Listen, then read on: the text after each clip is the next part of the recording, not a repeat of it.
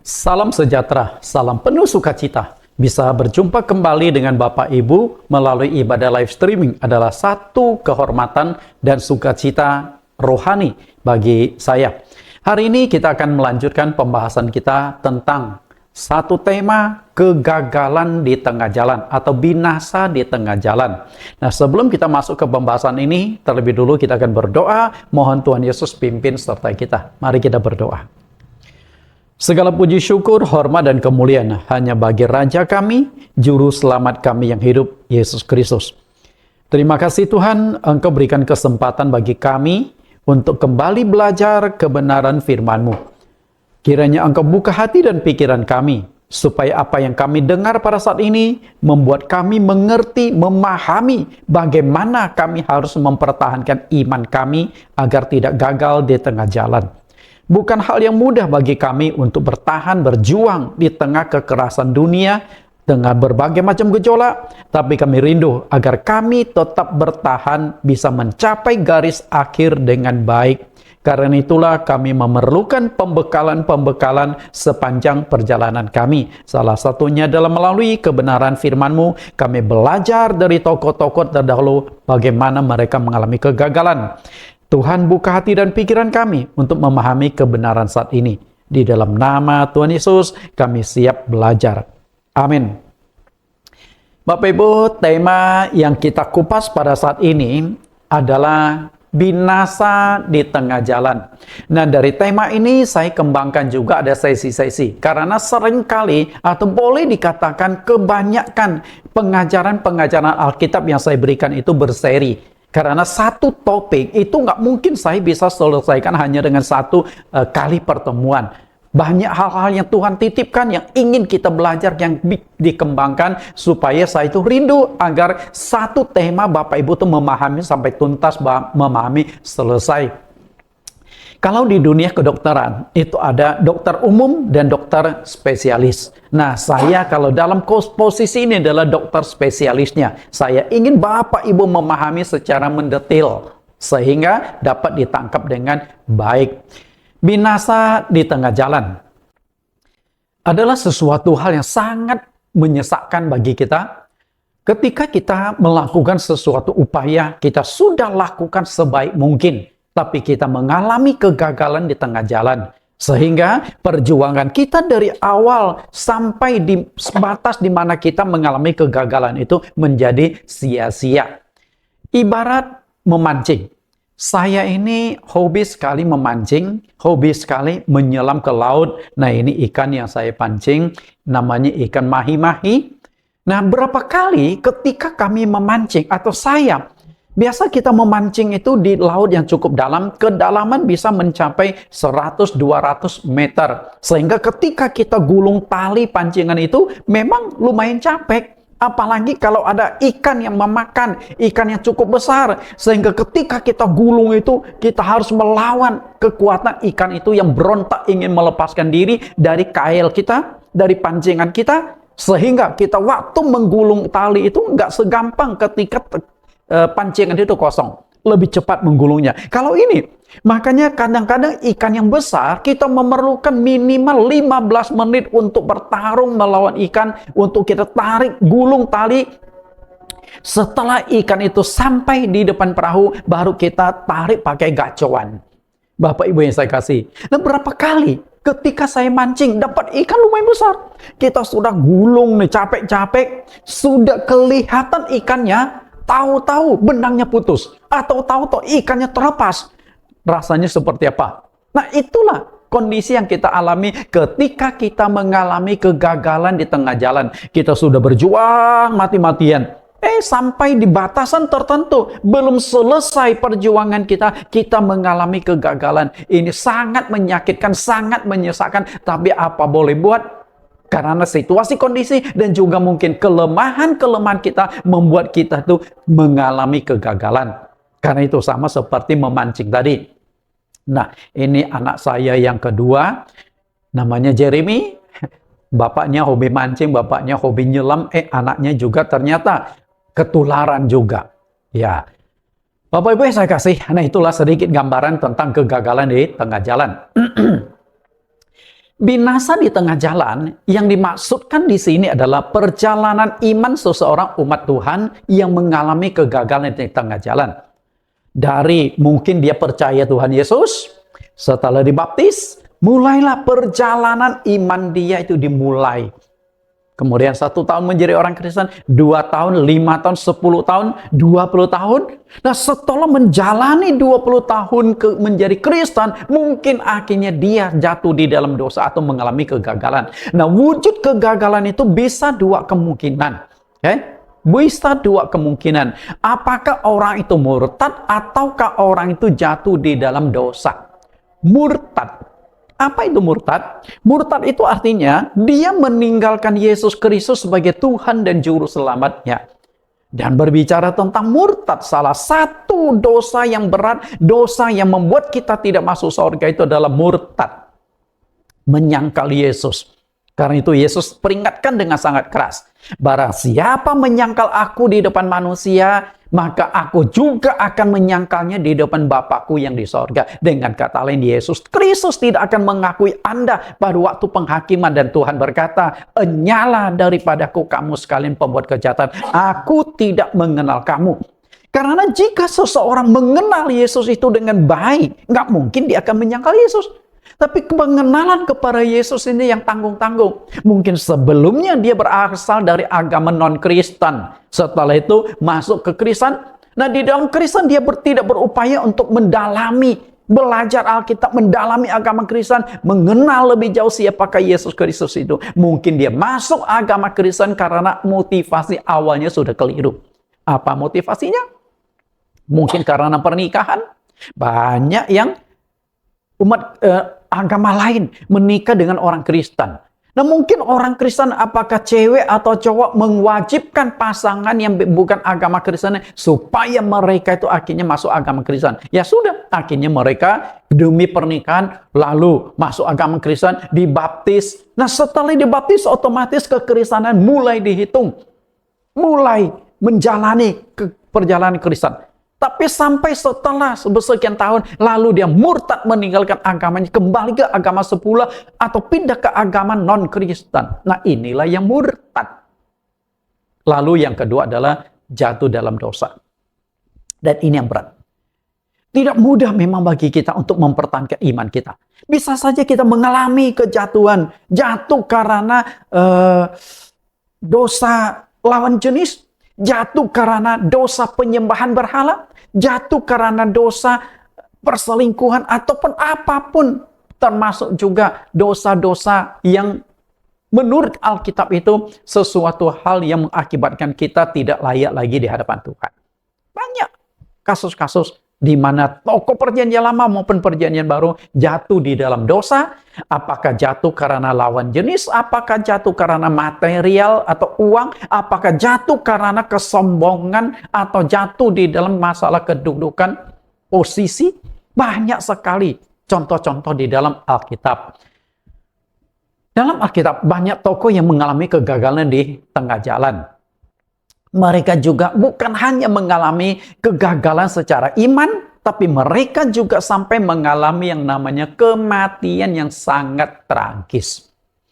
Dari begitu banyaknya tokoh-tokoh baik secara pribadi maupun secara kolektif, saya hanya akan kemukakan beberapa peristiwa saja. Karena bagi saya mungkin peristiwa tersebut sangat menyesakkan, sangat mengenaskan, sangat memprihatinkan. Karena mereka bukan hanya mengalami kegagalan secara iman, tapi mereka juga mengalami kematian fisik secara sangat tragis. Karena itu, kalau bicara jatuh dalam dosa, mengalami kegagalan, banyak perjanjian lama maupun perjanjian baru. Kegagalan-kegagalan mereka. Tapi yang ingin saya kupas pada saat ini, selain mereka mengalami kegagalan di dalam iman, mereka juga mengalami kematian yang sangat tragis. Memprihatinkanlah. Okay.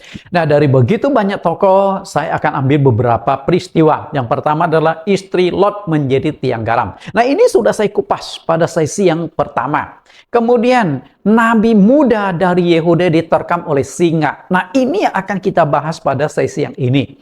Kemudian yang ketiga, Raja Saul ditolak sebagai Raja Israel. Dia juga gagal sebagai raja, tidak bisa mempertahankan posisinya sebagai raja sampai akhir, bahkan dia juga akhirnya mengalami kematian yang sangat tragis, mati di medan perang. Penyebabnya apa? Karena Saul meminta petunjuk dari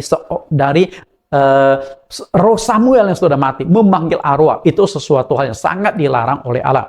Lalu Simpson, orang yang terkuat itu jatuh karena wanita. Dia tidak sanggup mempertahankan statusnya sebagai hakim, lalu jatuh di dalam pelukan wanita, kemudian mengalami kematian yang sangat tragis juga. Bangsa Israel yang gagal mencapai tanah Kanaan. Bapak Ibu bayangkan, dari sekitar 2 juta orang yang melakukan perjalanan dari Mesir menuju ke tanah Kanaan, tapi mengalami kegagalan, yang bisa masuk ke tanah Kanaan tinggal 2 orang. Yosua bin Nun dan Kaleb bin Yefun. 2 orang. Bayangkan dari 2 juta, tapi yang masuk itu hanya 2 orang. Berapa persen? Anda kebayang? Kemudian yang terakhir, Rasul Yudas Iskariot yang mati gantung diri di sebatang pohon.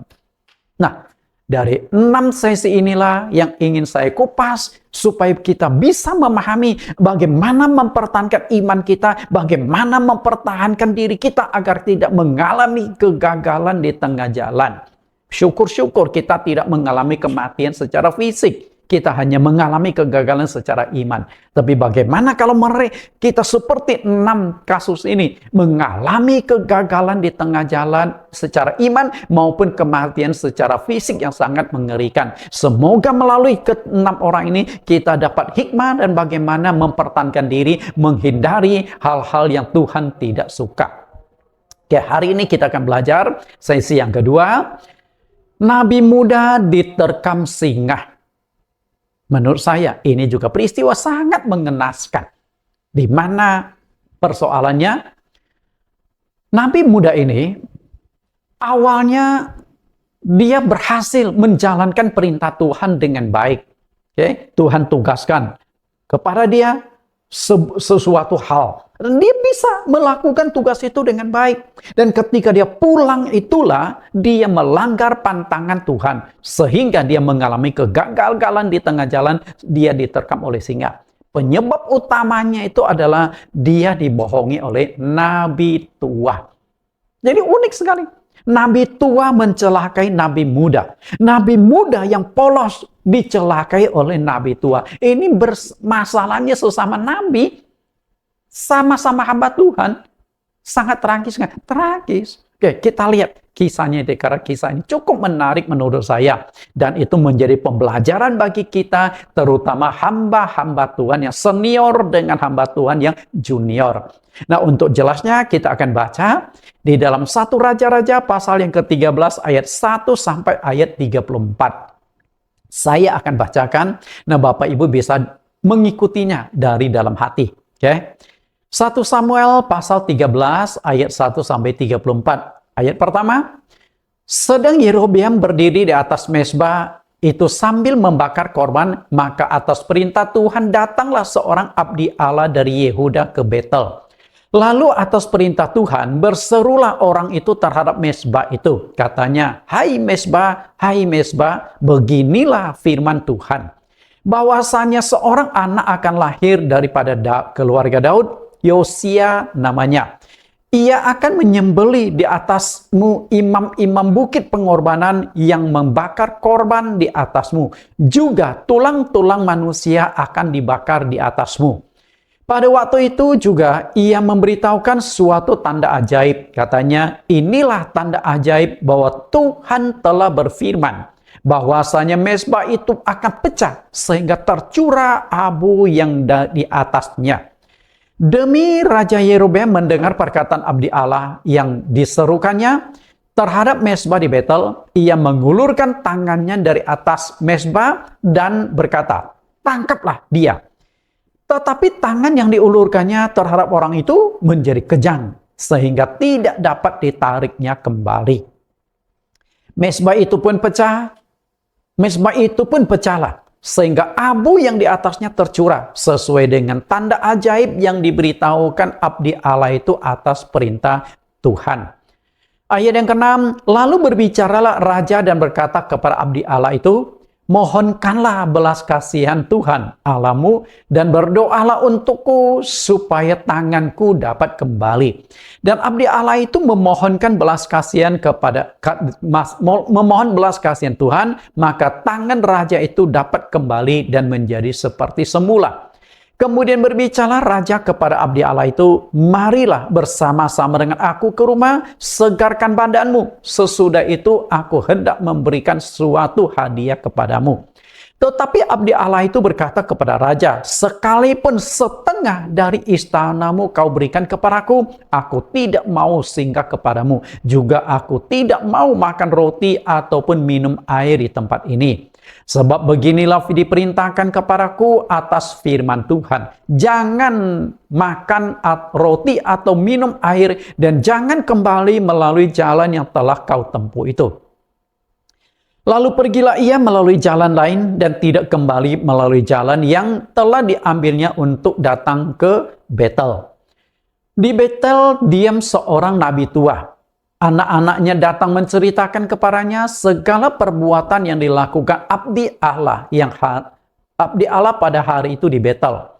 Maka mereka menceritakannya juga kepada ayah mereka perkataan yang dikatakannya kepada raja. Kemudian ayah mereka bertanya, dari jalan manakah ia pergi? Lalu anak-anaknya menunjukkan kepadanya jalan yang ambil abdi Allah yang datang dari Yehuda itu. Ia berkata kepada anak-anaknya, pelanai keledai bagiku. Mereka memelanai keledai baginya, lalu ia menunggangnya. Dan pergi mengikuti abdi Allah itu dan mendapatinya duduk di bawah sebuah pohon besar. Ia berkata kepadanya, engkaukah abdi Allah yang telah datang dari Yehuda? Jawabnya, ya akulah itu. Katanya kepadanya, marilah bersama-sama aku ke rumah untuk makan roti. Tetapi jawabnya, aku tidak dapat kembali bersama-sama engkau dan singgah kepadamu. Aku tidak dapat makan roti atau minum air bersama-sama engkau di tempat ini. Sebab telah diperintahkan kepadaku atas firman Tuhan, jangan makan roti atau minum air di sana. Jangan berjalan pulang melalui jalan yang telah kau ambil itu. Lalu jawabnya kepadanya, aku pun seorang nabi juga seperti engkau. Dan atas perintah Tuhan seorang malaikat telah berkata kepadaku, bawa dia pulang bersama-sama engkau ke rumahmu, supaya ia makan roti dan minum air. Tetapi ia berbohong kepadanya. Kemudian orang itu kembali bersama-sama dia, lalu makan roti dan minum air di rumahnya. Sedang mereka duduk menghadapi meja, datanglah firman Tuhan kepada nabi yang telah membawa dia pulang. Ia berseru kepada abdi Allah yang telah datang dari Yehuda, beginilah firman Tuhan.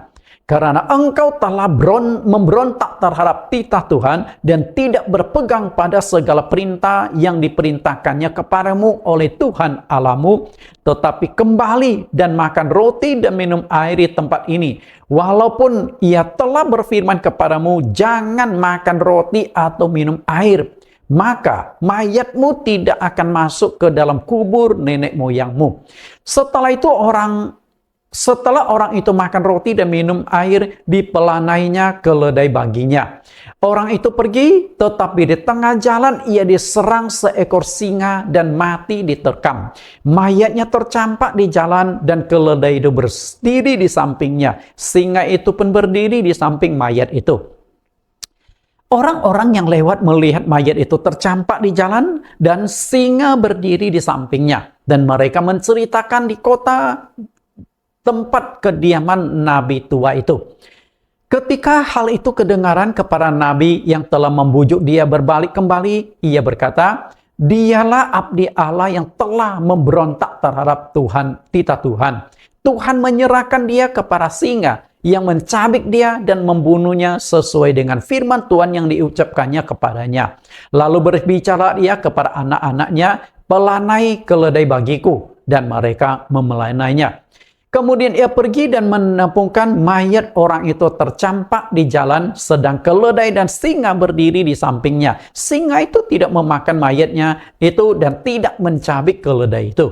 Nabi tua itu mengangkat mayat abdi Allah itu dan menaruhnya di atas keledai dan membawanya kembali ke kotanya sendiri untuk diratapi dan dikuburkan. Mayat orang itu dikuburkannya dalam kuburnya sendiri, maka merataplah ia, "Wahai saudaraku."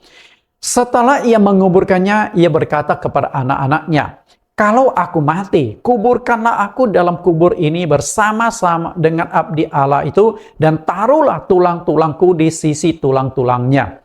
Sebab perkataan yang atas perintah Tuhan telah diserukannya terhadap mezbah yang di Betel itu, dan terhadap segala kuil di bukit-bukit pengorbanan di kota-kota Samaria akan betul-betul terjadi. Sesudah peristiwa itu pun, Yerobeam tidak berbalik dari kelakuannya yang jahat itu, tetapi mengangkat pula imam-imam dari kalangan rakyat untuk bukit-bukit pengorbanan. Siapa yang mau saja ditabiskan menjadi imam untuk bukit-bukit pengorbanan. Dan tindakan itu menjadi dosa bagi keluarga Yerobeam, sehingga mereka dilenyapkan dan dipunahkan dari muka bumi.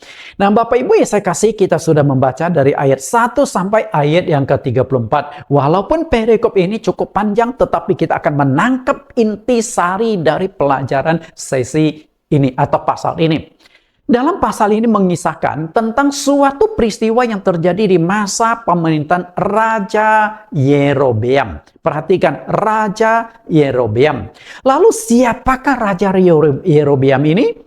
Bapak Ibu yang saya kasih, di dalam Alkitab itu ada dua nama yang dua-duanya menjadi raja pada waktu yang bersamaan. Yang satu adalah Yerobeam yang sedang kita sebutkan saat ini, dan yang satunya adalah Rehabeam. Karena itu dua nama ini hampir sama. Kita lihat lebih jauh. Siapakah kedua orang ini?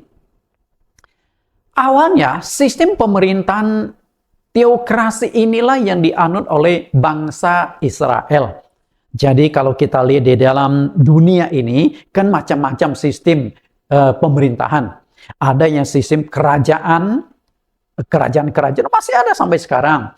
Ada yang sistem dinasti, ada yang sistem republik, kesatuan, kemudian demokrasi, macam-macam sistem pemerintahan. Nah, teokrasi saat ini juga ada beberapa negara yang menerapkan. Salah satunya adalah negara Iran, menerapkan negara teokrasi. Lalu apa itu teokrasi?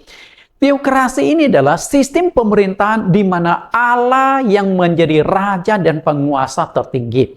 Jadi kalau kita lihat di bangsa Israel, sebelum mereka menganut sistem kerajaan karena tertular ataupun mencontoh kerajaan-kerajaan yang ada di dunia. Karena kadang-kadang mereka mungkin membutuhkan satu pertanyaan, ingin ada solusi atas masalah yang mereka hadapi. Sedangkan kalau meminta petunjuk kepada Allah, belum tentu dijawab atau belum tentu langsung dijawab.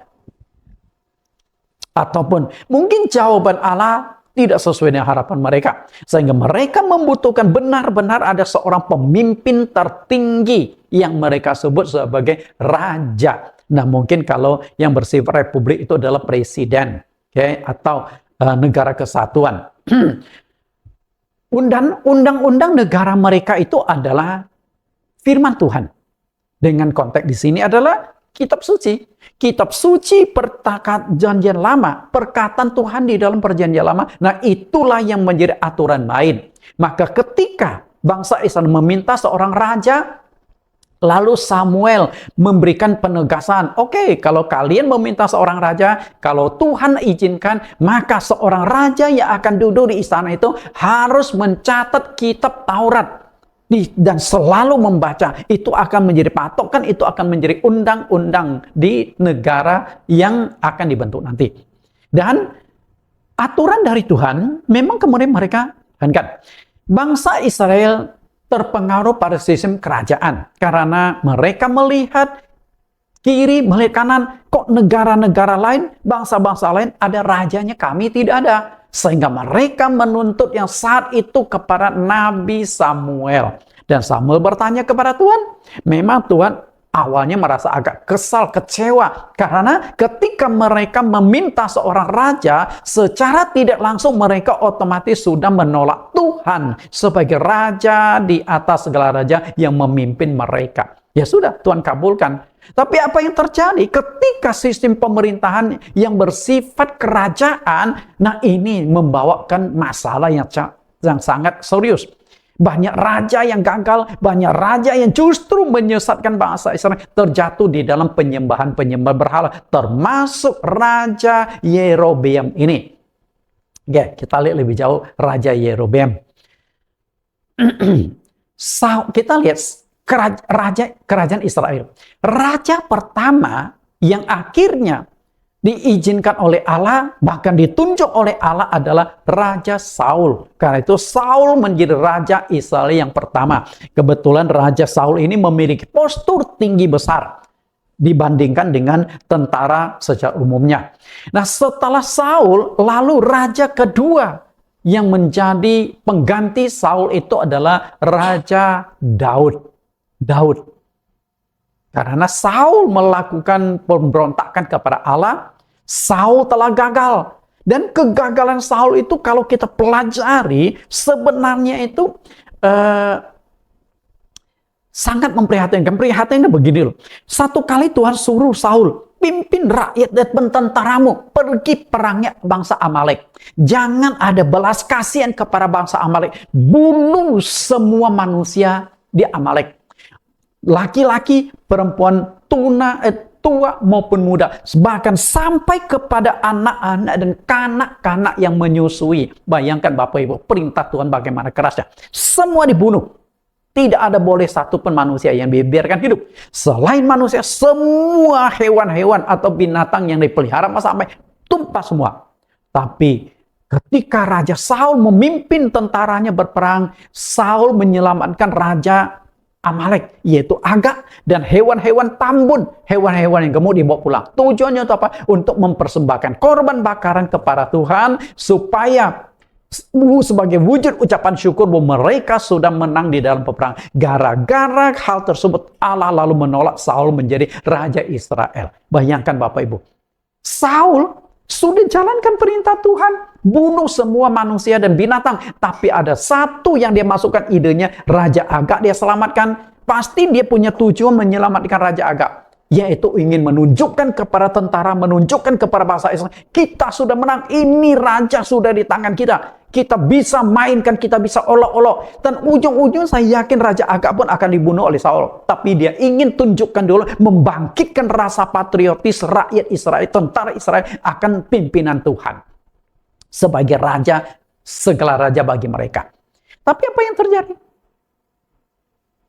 Gara-gara itu, Allah menolak Saul. Nah, setelah Saul ditolak, lalu Allah memilih Daud secara khusus menjadi Raja Israel kedua. Setelah Raja Daud, lalu Raja yang ketiga adalah Salomo. Di zaman Raja Salomo itulah negara Israel mengalami kemakmuran yang luar biasa. Kaya raya. Dan di zaman Salomo itulah bait Allah pertama kali dibangun. Nah, setelah zaman Raja Salomo, lalu muncul masalah. Selanjutnya adalah Yerobeam dipilih menjadi Raja Israel yang keempat. Dan ada satu lagi sebenarnya adalah Rehabeam. Nah, siapakah Yerobeam? Siapakah Rehabeam? Nah, disinilah kita akan lihat lebih jauh. Kita lihat dulu Raja Salomo. Akibat dosa Raja Salomo, terutama dosa di hari tuanya, di mana ia beristri banyak sekali wanita, dan wanita-wanita yang dia jadikan istri itu banyak yang berasal dari bangsa kafir, penyembah-penyembah berhala. Sehingga di usia tua Raja Salomo juga jatuh ke dalam penyembahan berhala, mendirikan kuil-kuil, mendirikan banyak dewa-dewa berhala, sehingga Tuhan murka, Tuhan marah sekali, dan akhirnya Tuhan mengatakan akan memecah kerajaan Salomo menjadi dua bagian. Dua kerajaan Salomo menjadi dua kerajaan. Nah, peristiwa itu terjadi tahun 930 Masehi, di mana akhirnya kerajaan Israel itu pecah. Berarti peristiwa Yerobeam menjadi raja Israel itu terjadi sekitar tahun 930 tahun sebelum Masehi. Berarti kalau kita hitung sekarang sudah 2000 tahunan, berarti kurang lebih 3000 tahun yang lalu peristiwa ini. 3000 tahun yang lalu. Pecahnya dua kerajaan itu, kalau kita pembagiannya, kerajaan utara yang terdiri dari 10 suku dan rajanya adalah Yerobeam. Lalu siapakah Yerobeam ini? Yerobeam ini ternyata salah satu pegawai dari Raja Salomo sendiri. Jadi waktu Raja Salomo memerintah, nah dia ini memerlukan banyak sekali tenaga yang membantu dia. Baik di kemiliteran maupun di dalam pembangunan, karena dia mendirikan bait Allah yang pertama, lalu dia juga mendirikan kerajaan istananya yang sangat megah, sehingga banyak tukang-tukang, banyak ahli-ahli yang dia butuhkan. Nah kemudian Yerobeam ini setelah Salomo tidak memerintah, lalu dia naik memberontak, dan Tuhan juga yang menunjuk dia, Yerobeam ini, menjadi raja Israel yang keempat ini. Nah kemudian kerajaan selatan ini hanya terdiri dari dua suku, yaitu Yehuda dan Benjamin.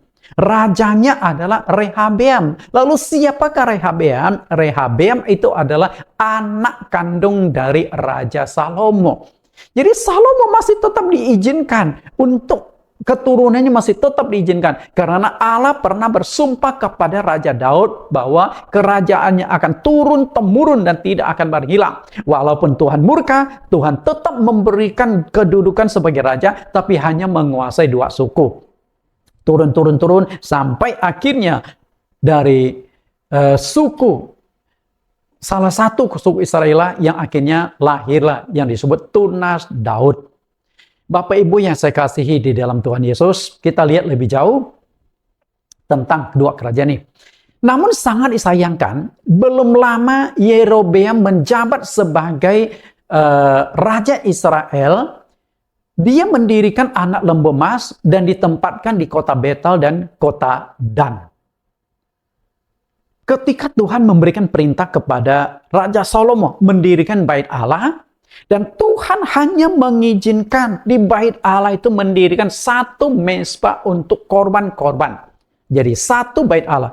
Tidak boleh sembarang membangun bait Allah di wilayah Israel. Hanya Tuhan izinkan satu bait Allah. Dan bait Allah itu dibangun di kota Yerusalem. Bapak Ibu, tempatnya di Gunung Moria, tempat di mana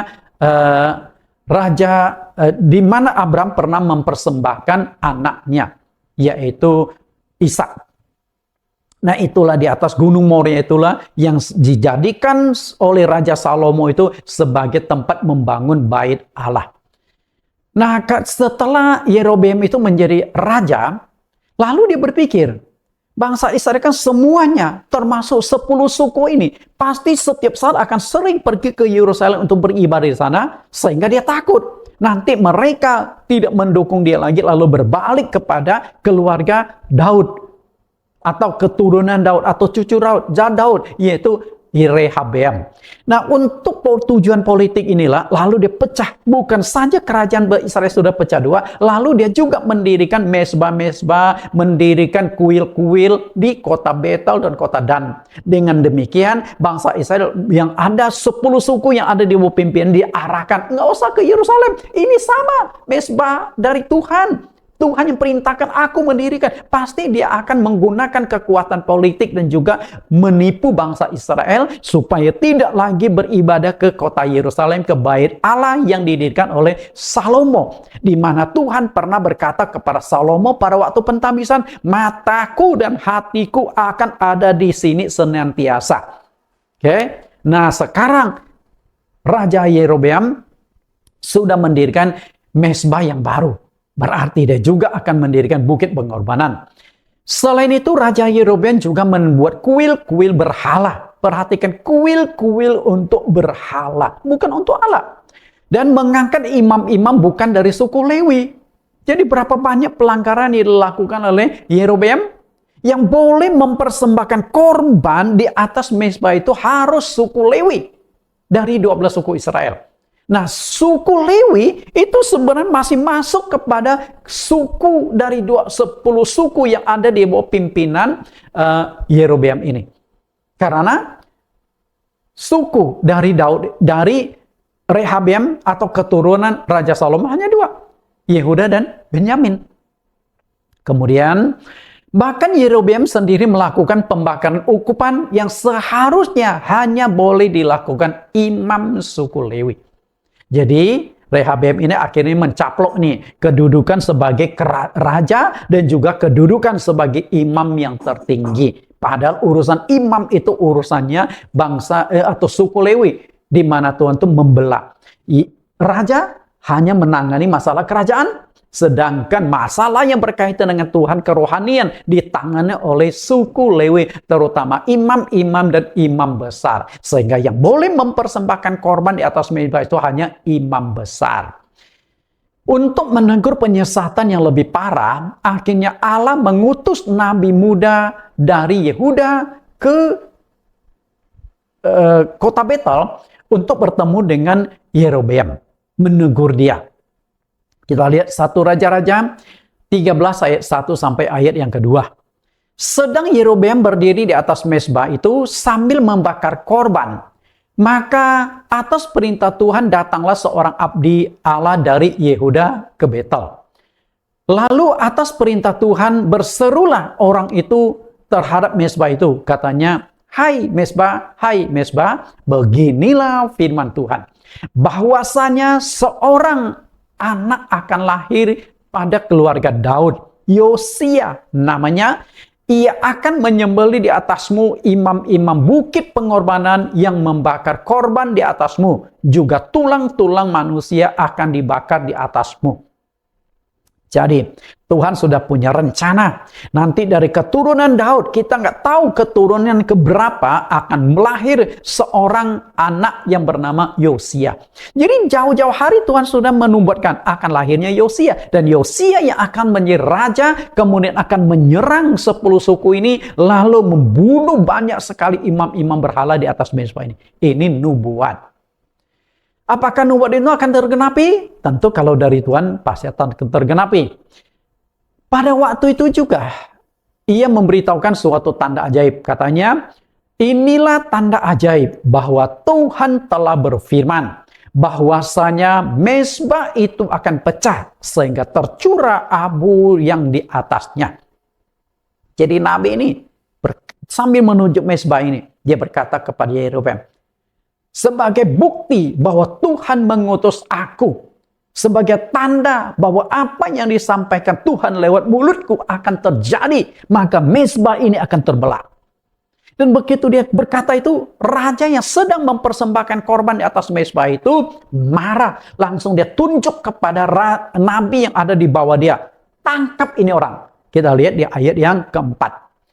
Demi Raja Yerobeam mendengar perkataan abdi Allah yang diserukan terhadap mezbah di Betel itu, ia mengulurkan tangannya dari atas mezbah dan berkata, tangkaplah dia. Tetapi tangan yang diulurkannya terhadap orang itu menjadi kejang sehingga tidak dapat ditariknya kembali. Jadi ketika raja tunjuk nabi utusan Tuhan, tangannya nggak bisa ditarik kembali. Hanya bisa begini. Akhirnya raja sadar bahwa ini ternyata benar-benar abdi Allah. Lalu dia minta belas kasihan. Karena kan capek ini, tangan teracung begini. Ayat yang kelima. Mezbah itu pun pecah sehingga abu yang di atasnya tercurah. Sesuai dengan tanda ajaib yang diperintahkan Allah, abdi Allah atas perintah Tuhan. Setelah raja melihat mezbah itu tinggal tiba-tiba pecah, meledak.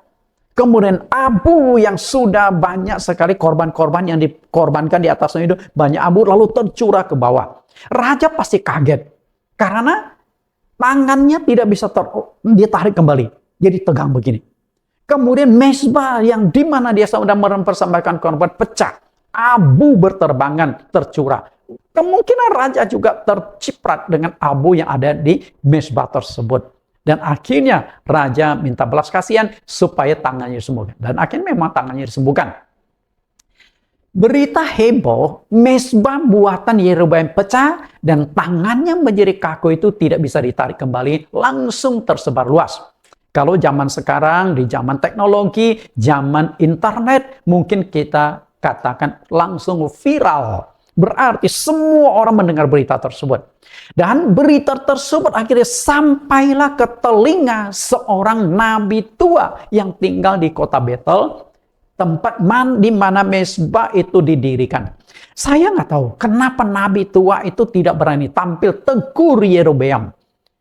Engkau seharusnya tidak boleh membangun mezbah di Betel ini. Karena Allah sudah perintahkan di dalam Taurat Musa bahwa bait Allah itu hanya boleh didirikan satu tempat, itu kota Yerusalem. Dengan sendirinya mezbah Allah untuk membakar korban juga hanya boleh dilakukan di Yerusalem, tempat di mana bait Allah didirikan. Dan hanya dua kemungkinan.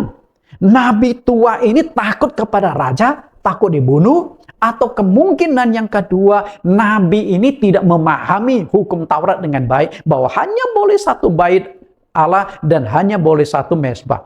Atau nabi ini sudah mulai masuk ke dalam kompromi.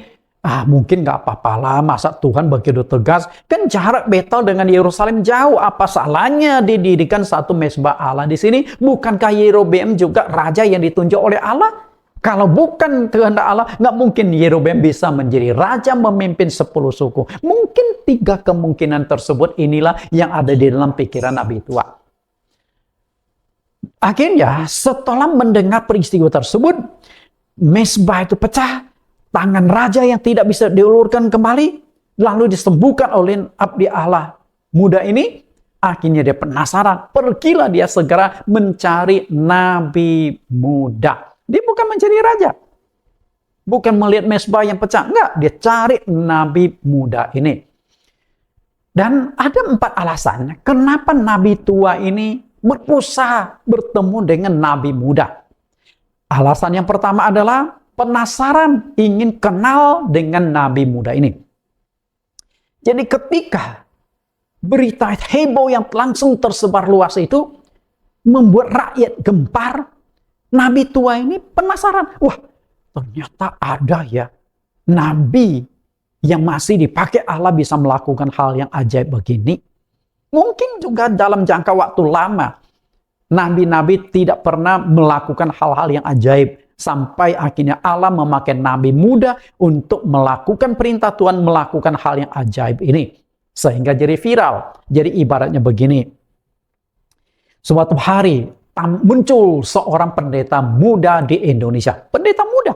Ternyata pendeta muda ini penuh dengan tanda heran mujizat, bangkitkan orang mati, sembuhkan macam-macam penyakit, dan khotbahnya juga berapi-api. Percaya nggak?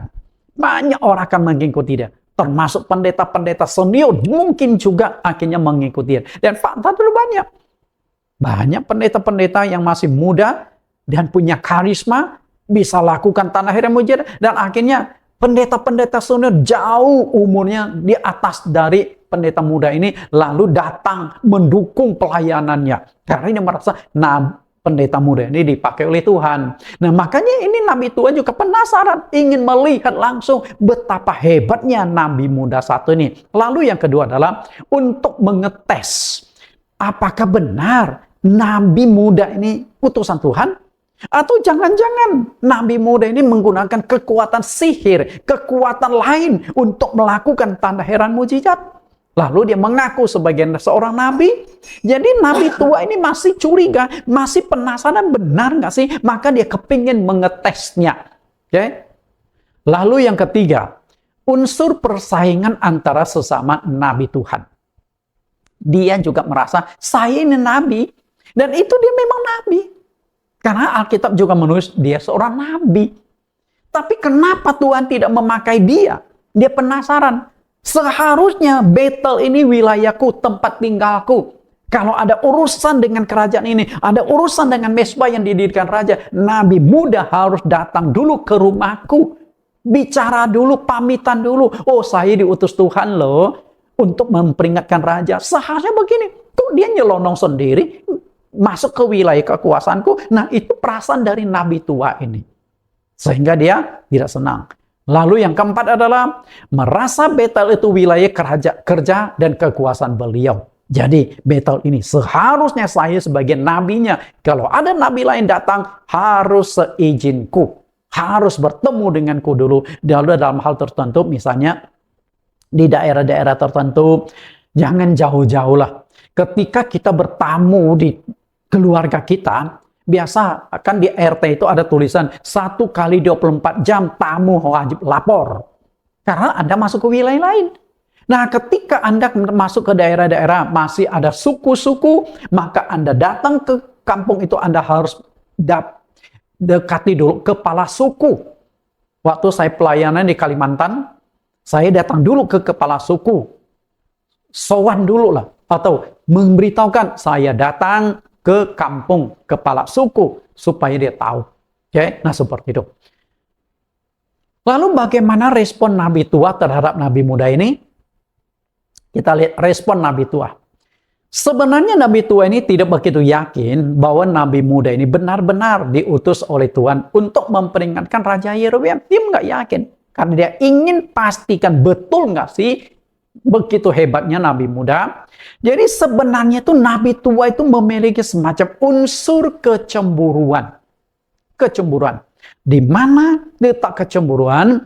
Kenapa bukan saya yang diutus? Saya kan Nabi senior. Sedangkan Nabi yang diutus masih muda, kurang pengalaman.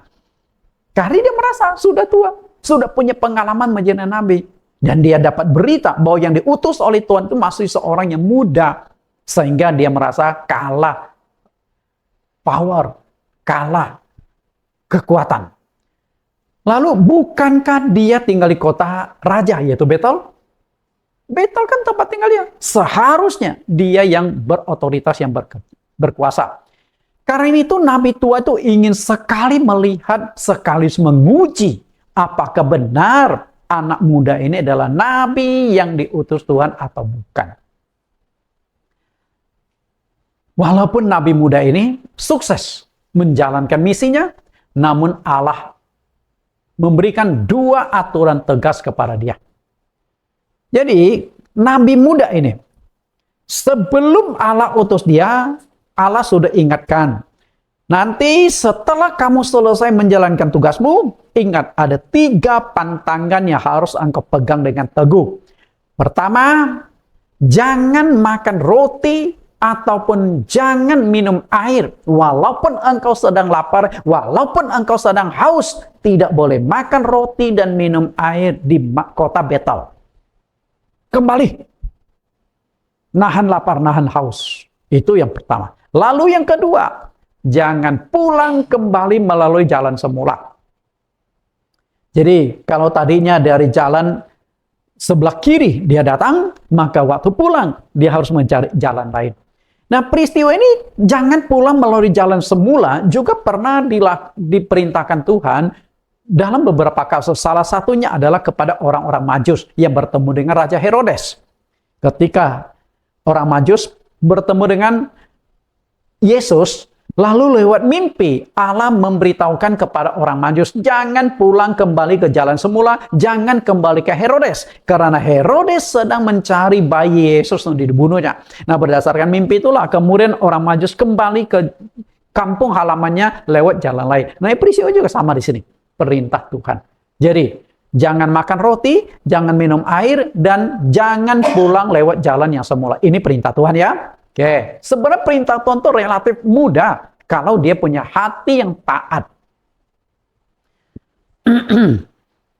Rupanya, Nabi tua itu memanfaatkan keluguan Nabi muda untuk menguji dan menjebak dia. Kalau kita pikir, jahat juga Nabi tua ini. Karena menggunakan kelemahan untuk menjatuhkan ini. Sama seperti iblis. Ketika Tuhan berkata kepada Adam dan Hawa, jangan makan buah pohon pengetahuan baik dan jahat. Ketika pada hari engkau memakannya, pastilah engkau mati. Lalu, apa yang dilakukan oleh si iblis? Dia menggunakan larangan Tuhan. Nggak apa-apa, makan saja. Pada waktu kamu memakannya, matamu akan terbuka. Kamu akan menjadi seperti Allah, tahu tentang yang baik dan yang jahat. Lalu ketika Hawa berkata, nanti kami akan mati. Lalu iblis berkata, sekali-kali tidak akan mati. Ada kompromi. Jadi Boleh dikatakan apa yang dilakukan nabi tua ini menggunakan larangan Tuhan untuk menjatuhkan nabi muda ini sama seperti ular yang menjatuhkan Adam dan Hawa menggunakan larangan Tuhan melalui pohon pengetahuan baik dan jahat. Bisa tangkap ya perbandingannya ya? Ya. Pantangan yang seharusnya ditaati nabi muda dengan tegas oleh nabi tua dijadikan sebagai alat untuk mengetes. Benar nggak sih nabi muda ini? Apakah nabi tua nggak berpikir tentang risikonya ketika dia membohongi nabi muda ini sehingga nabi muda ini sudah melanggar perintah Tuhan? Mungkin dia nggak berpikir risikonya, mengorbankan orang lain, dan akhirnya terjadi. Kita lihat bagaimana terjadinya. Karena melanggar perintah Allah inilah akhirnya Allah membunuh nabi muda dengan seekor singa. Tragis nggak? Menurut saya sangat-sangat tragis. Dalam hal ini kita belajar satu hal. Allah itu sangat tegas pada orang yang tidak taat pada perintahnya. Sama seperti Adam dan Hawa. Tuhan sudah katakan, pada hari yang engkau memakannya pastilah engkau mati. Nggak ada kompromi. Pasti berarti terjadi. Nggak bisa dihindari. Nggak ada tawar-menawar lagi. Sama juga. Di sini Tuhan sudah katakan, jangan makan roti, jangan minum air di kota Betel, dan jangan kembali lewat jalan semula. Itu Tuhan tegaskan. Dan dilanggar oleh nabi muda. Kenapa sampai dilanggar? Karena dibohongi nabi tua. Sama seperti iblis yang menipu, membohongi Adam dan Hawa sehingga mereka memakan buah pohon pengetahuan tentang yang baik dan jahat. Nabi tua segera menemui nabi muda. Kita lihat pertemuan mereka. 1 Raja-Raja 13 ayat 13-14. Ia berkata kepada anak-anaknya, "Pelanai keledai bagiku." Mereka memelanai keledai baginya, lalu ia menungganginya. Dan pergi mengikuti abdi Allah itu, dan mendapatinya duduk di bawah sebuah pohon besar. Ia bertanya kepadanya, "Engkaukah abdi Allah yang telah datang dari Yehuda?" Jawabnya, "Ya, akulah itu." Duduk di bawah pohon besar. Kemungkinan saat itu panas terik. Kemungkinan juga nabi muda ini sedang lapar, sedang haus, sehingga fisiknya sedang lemah. Dia beristirahat dulu setelah melakukan perjalanan cukup jauh. Dan Tuhan tidak memberikan batasan waktu. Pokoknya tugas selesai, kembali. Jangan lewat jalan semula. Apakah 1-2 hari? Yuk atur deh. Oke, sekarang kita lihat di ayat yang ke-15. Katanya kepadanya, "Marilah bersama-sama aku ke rumah untuk makan roti."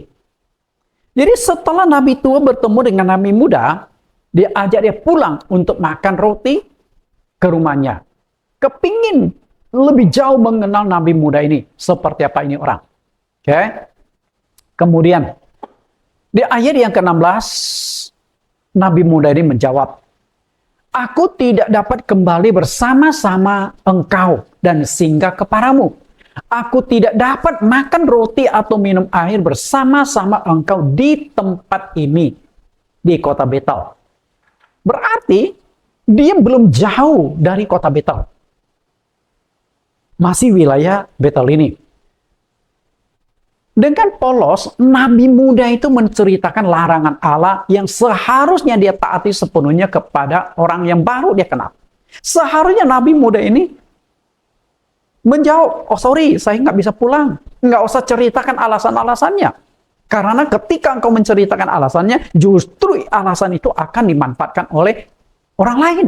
Seharusnya nolak, ya sudah, sorry, saya nggak bisa balik. Anda siapa?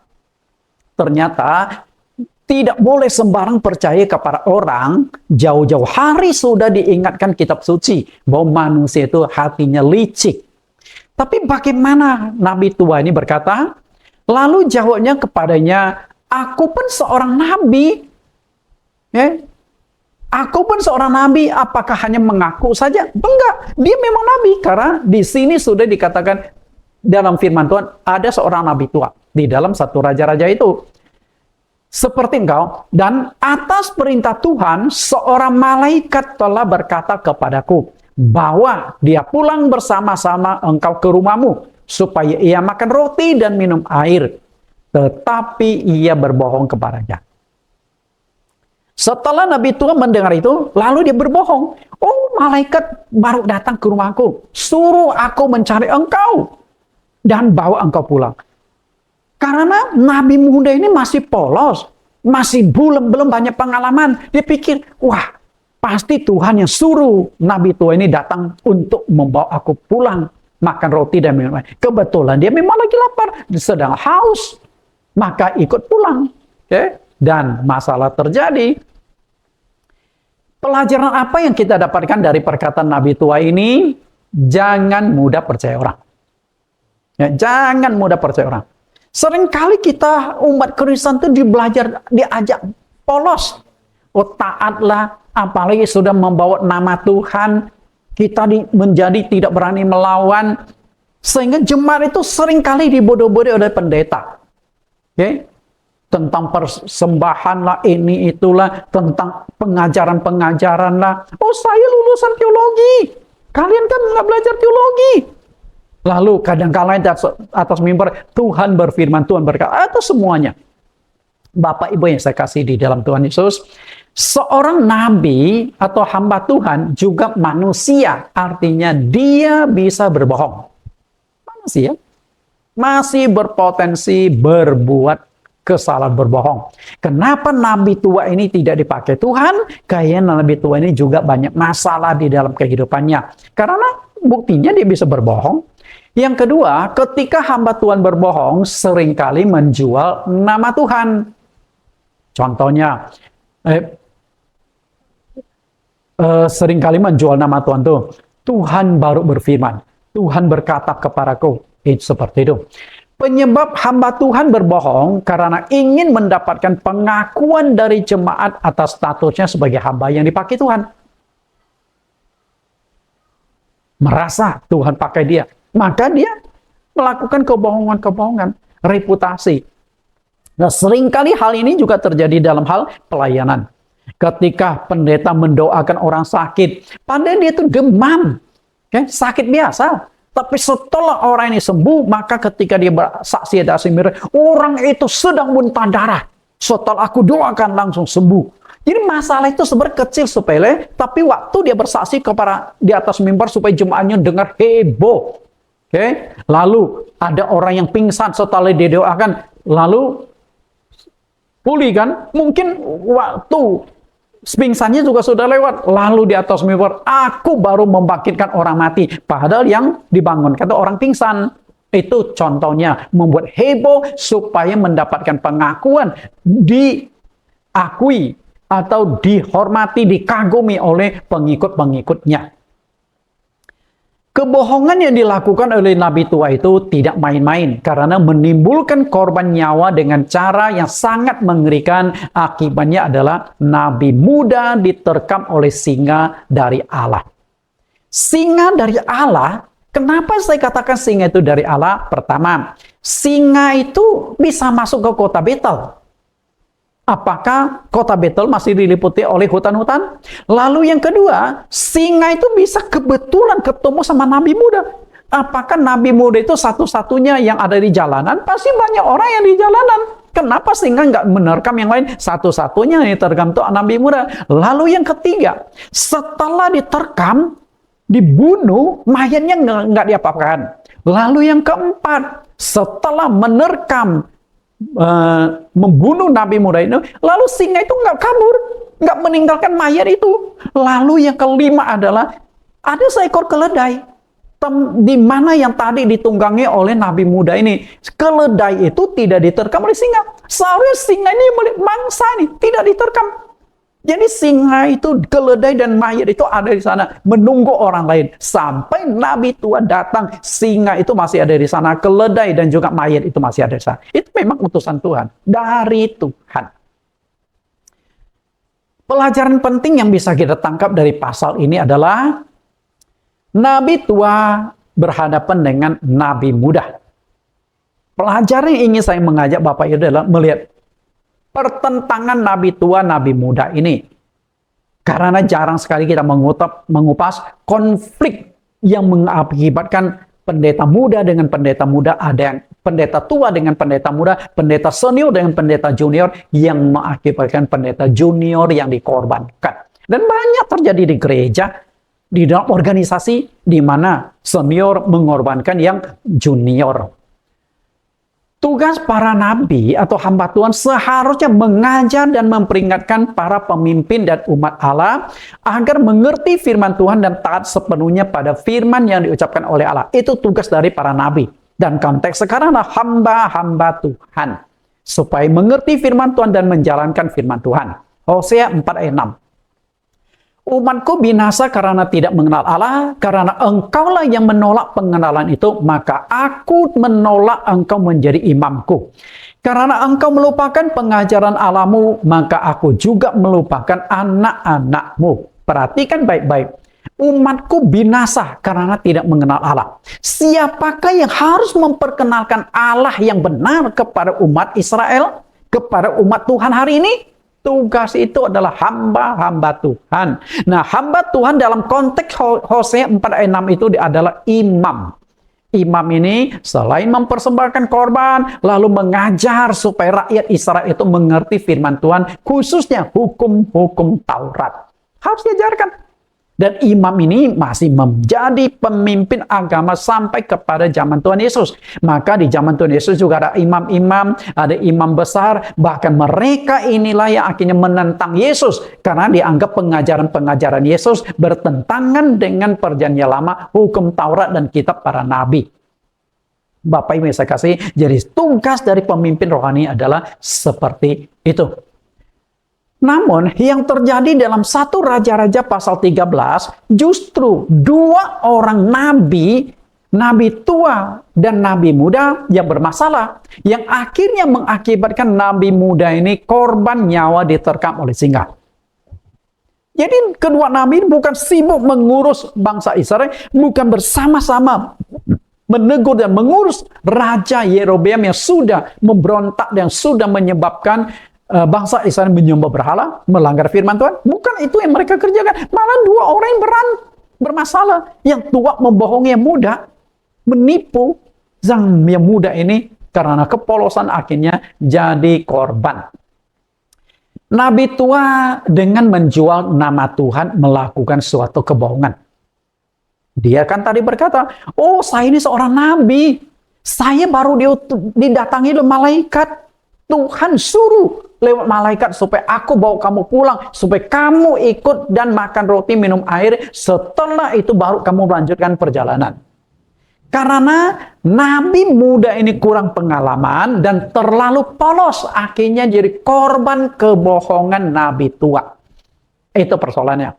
Nabi tua berbohong, nabi muda termakan kebohongan itu.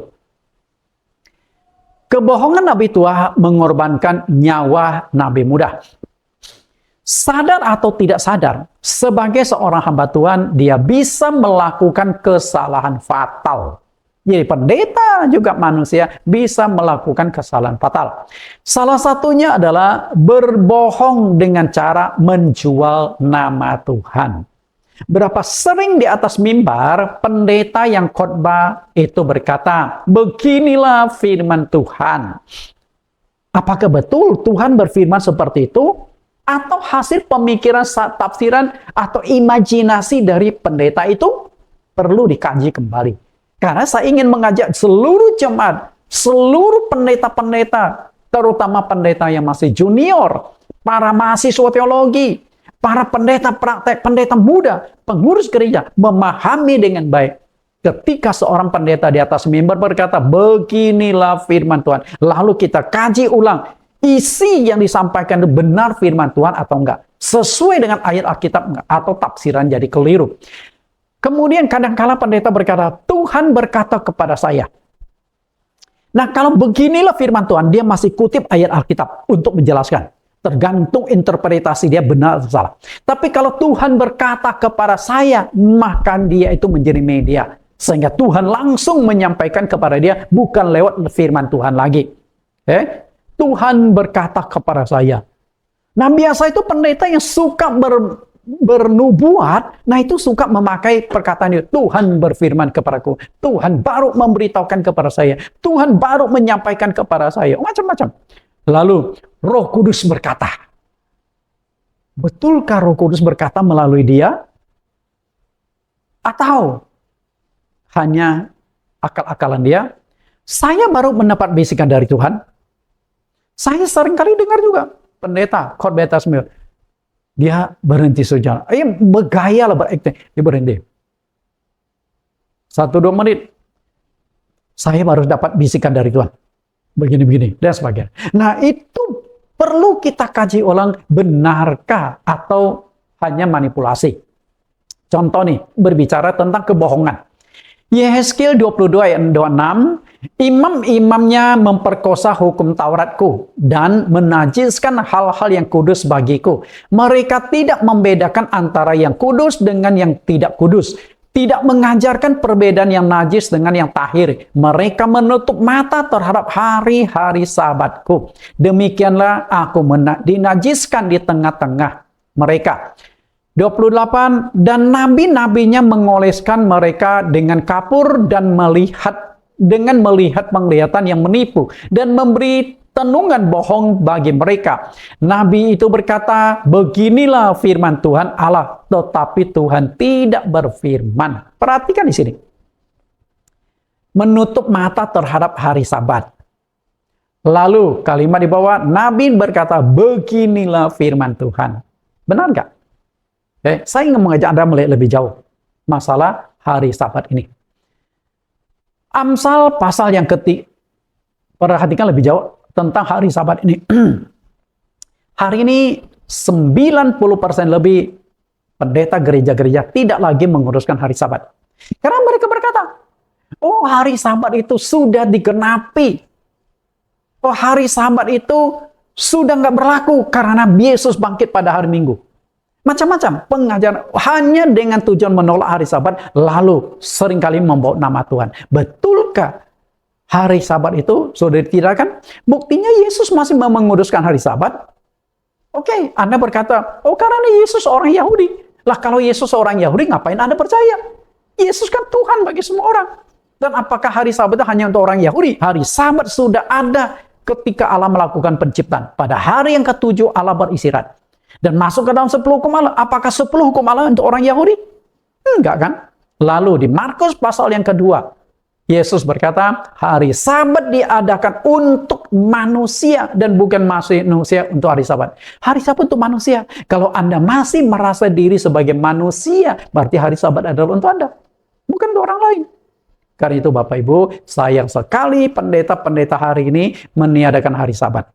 Dan pendeta senior, para teolog yang di atasnya sudah melakukan penipuan, pembohongan bahwa hari Sabat sudah dihapuskan. Lalu pendeta di bawahnya, junior sampai hari ini berapa jenjang generasi pendeta yang akhirnya salah karena di atas sudah salah. Kebohongan yang akhirnya turun-temurun. Amsal pasal 56.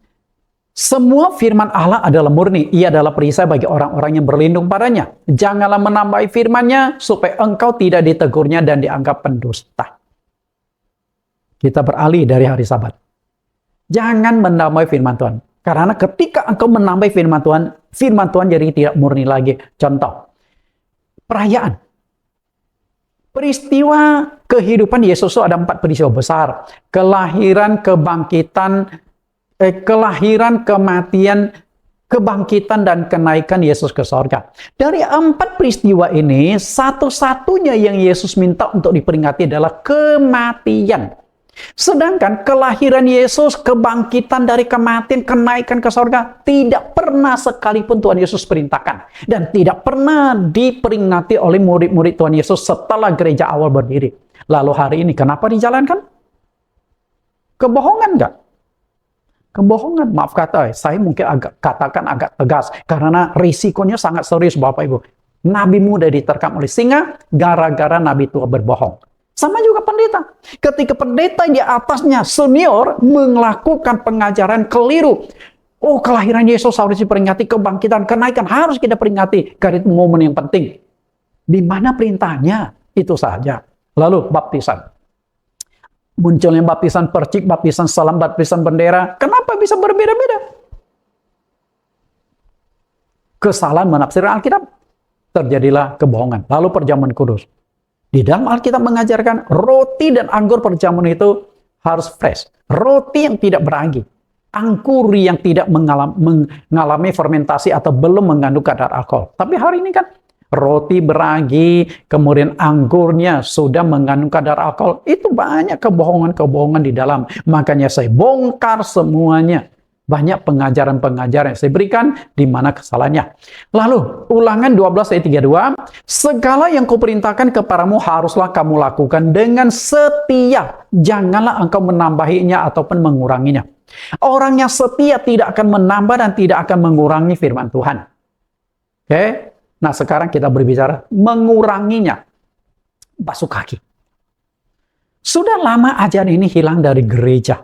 Kenapa dihilangkan? Kenapa dikurangi? Nah, ketika dikurangi itu kebohongan sudah terjadi. Oh, basuh kaki sudah nggak penting. Oh, basuh kaki hanya pengajaran supaya saling mengasihi, melayani, mengampuni. Apakah seperti itu?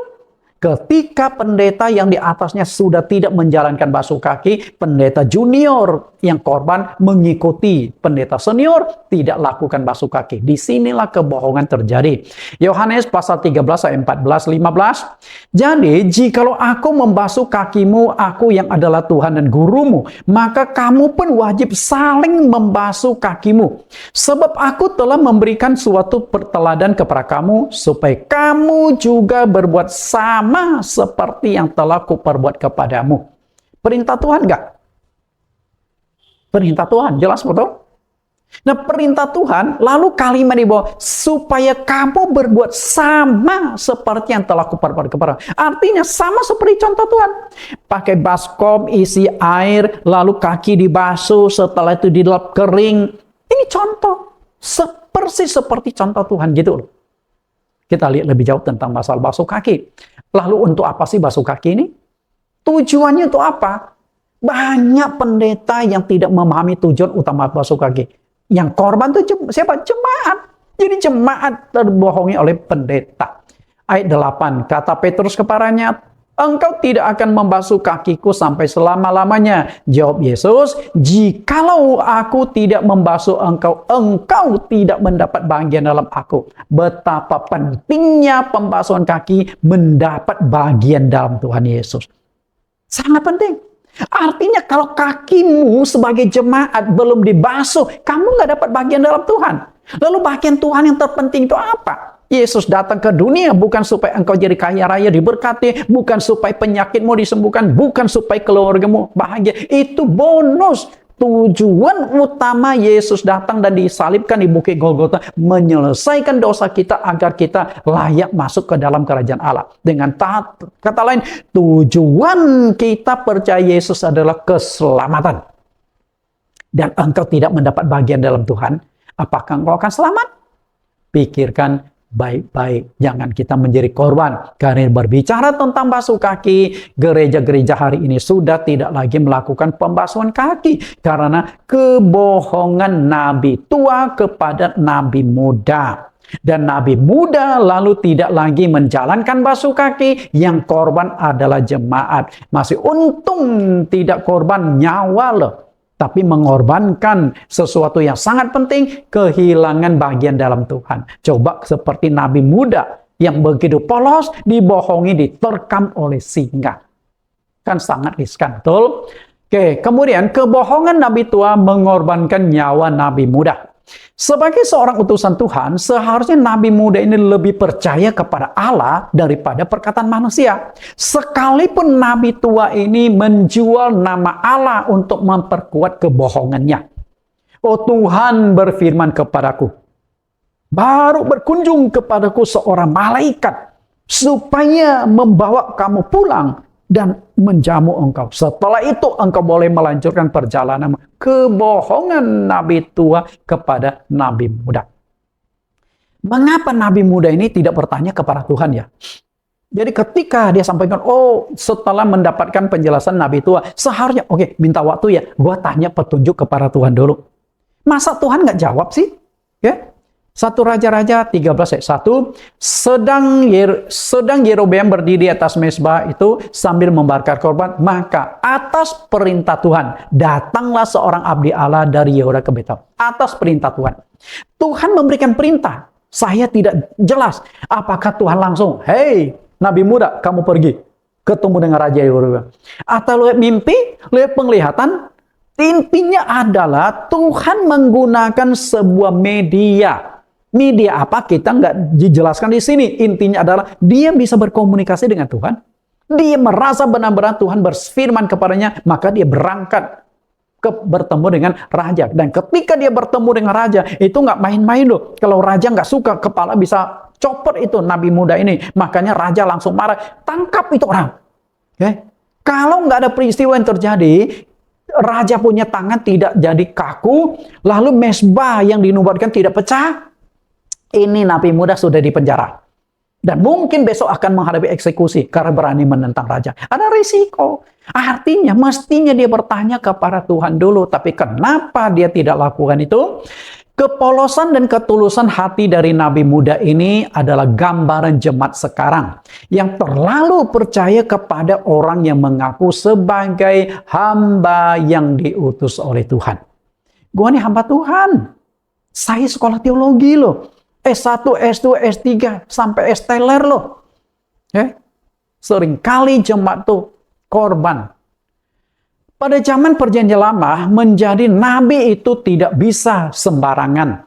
Jika orang itu tidak benar-benar dipanggil dan diutus oleh Tuhan, maka orang itu menjadi nabi palsu.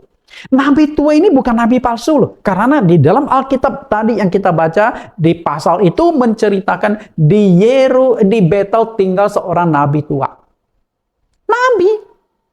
Tapi apa yang terjadi? Nabi lalu menipu nabi muda. Korbanlah.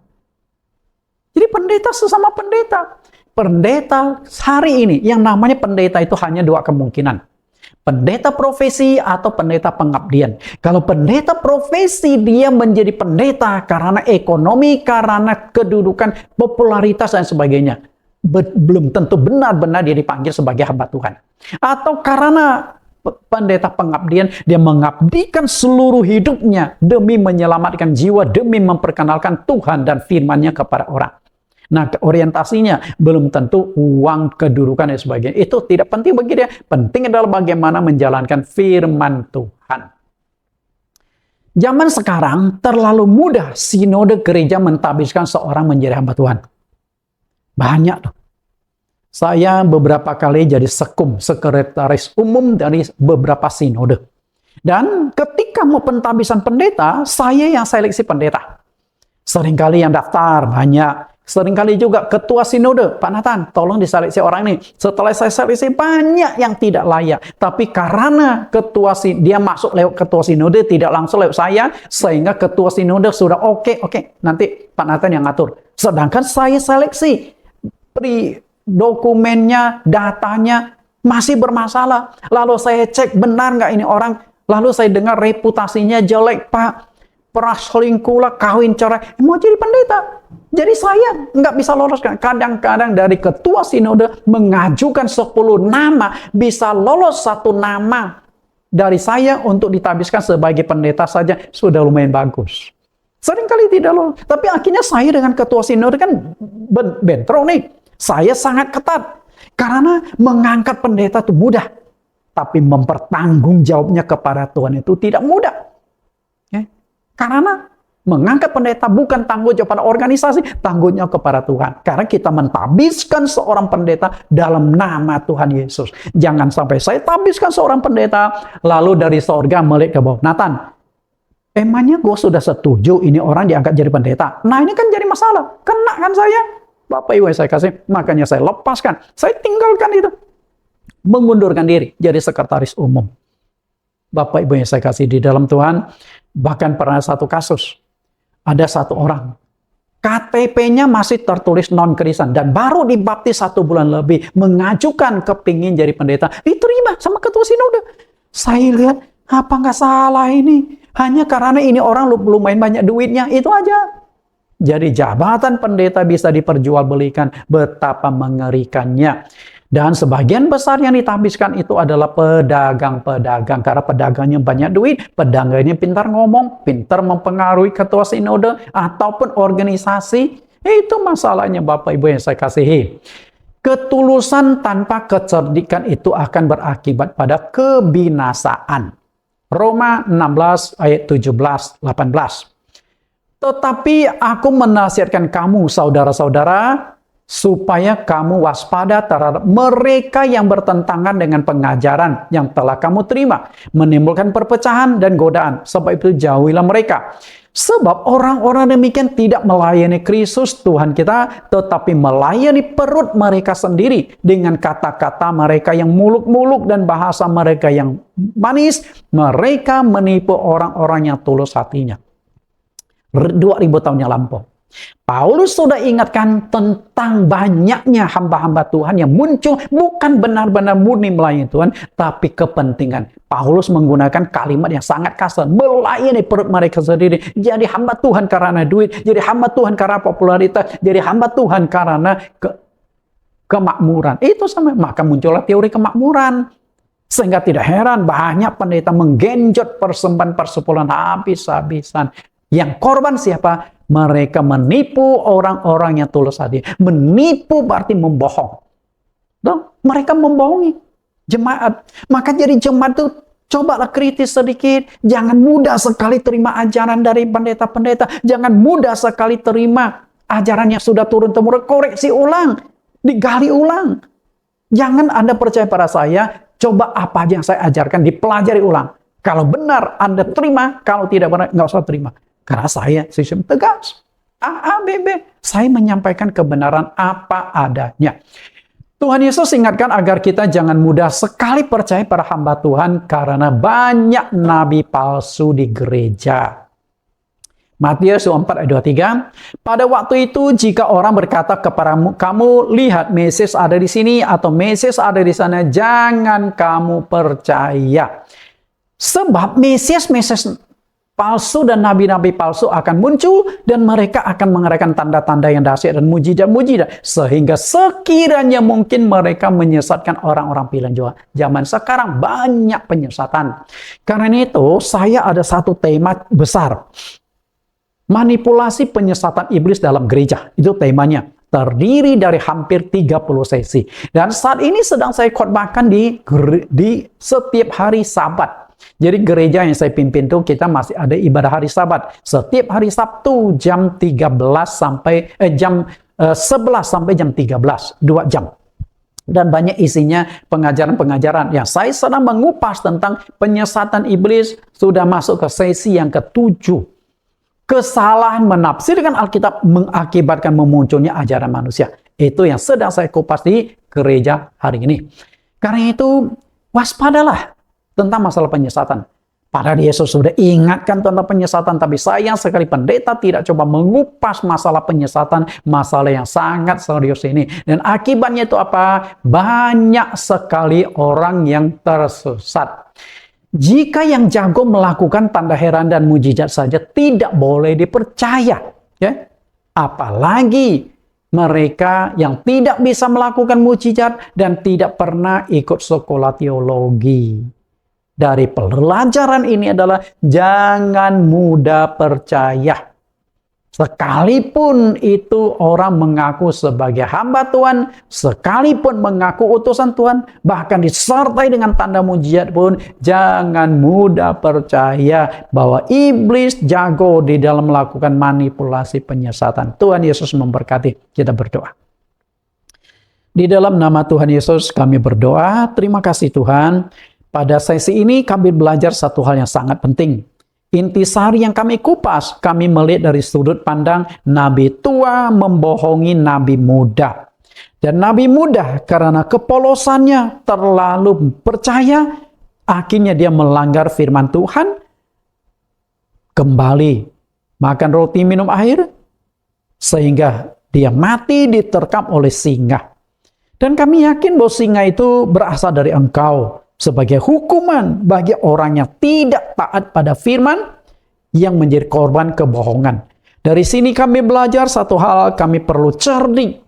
Kami tidak sembarangan terhadap firman Tuhan. Kami harus benar-benar menggali dan meneliti apakah yang kami terima itu firman Tuhan atau keajaran manusia, manipulasi kebohongan manusia, kebohongan dari para hamba-hamba Tuhan, para pendeta-pendeta senior, ataukah ini firman Tuhan. Jika ini firman Tuhan, kami akan pegang teguh tak tergoyahkan karena kami tidak ingin korban seperti nabi muda ini. Terima kasih Tuhan. Di sesi yang kedua sudah kami belajar dan Tuhan Yesus memimpin kami untuk belajar di sesi yang ketiga dan seterusnya. Terima kasih Tuhan, di dalam nama Yesus Kristus kami telah berdoa. Amin. Tuhan Yesus berkati, bersambung pada sesi yang ketiga minggu depan.